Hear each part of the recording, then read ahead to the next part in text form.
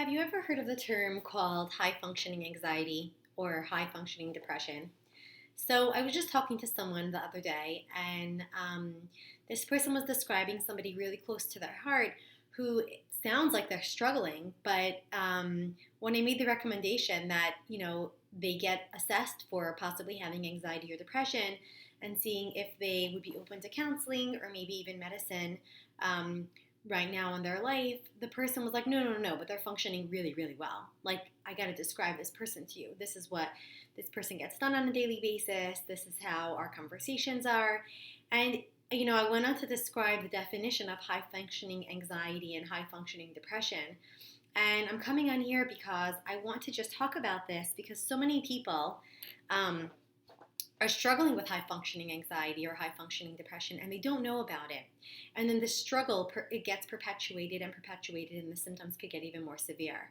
And what we know about mental health or any kind of struggle is that the sooner you get help and intervention, the more possibilities for healing and the less damage it does on the person's psyche and in their lives.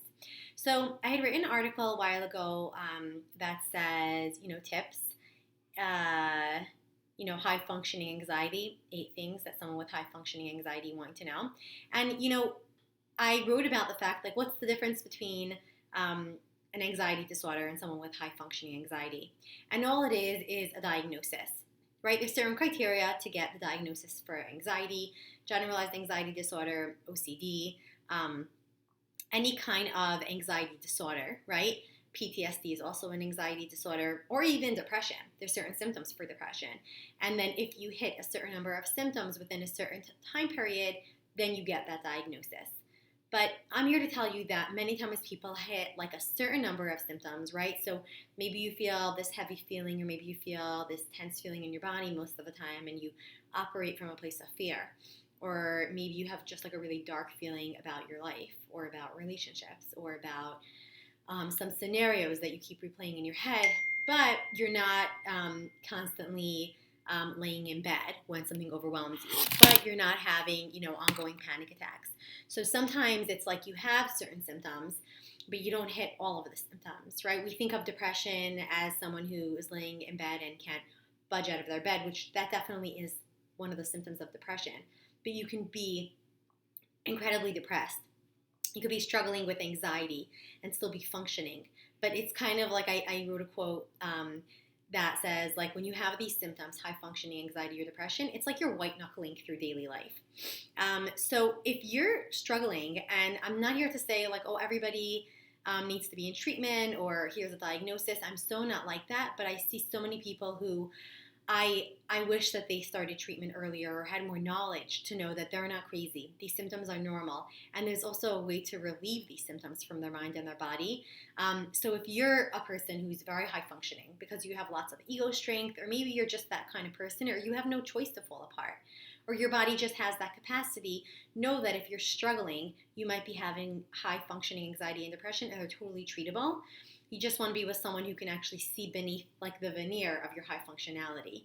I wrote some tips about, things people would want you to know if they're high functioning with whatever they're struggling with. And I'm going to link it below in the blog. The blog links below. One of them says, like, I don't just need a vacation. People talk about, like, you need a vacation. And people who are struggling, vacation doesn't take the inner struggle away, right? They need to get better so that a vacation could be enjoyable, or even just eating dinner with a family is enjoyable. People sometimes will say, people who are somewhat emotionally ignorant to this person's symptoms might say you just need a vacation, or you're so perfectionistic. But for some people, being perfectionistic is the way to manage their anxiety. And once they work through their anxiety or their fear or whatever else is coming up, they can let go of that, intensity of holding on so strong. So here are some tips, and I just wanted to hop on and talk about this to raise awareness and for people in your life, just so you're more knowledgeable. And also, if you're struggling, to know that it's definitely helpable. And what we know is that the sooner we get help, we strengthen the neurons in the brain, right? Everybody speaks about this. Like, sometimes people need therapy, sometimes they need medication, sometimes they need both. Because the sooner you get intervention, the less deep, the intensity of these symptoms get on a brain level. And then your brain has just a lot more strength an ability to move through tough times. If somebody has untreated depression or anxiety for years and years and years, it's just carving a certain pathway in the brain.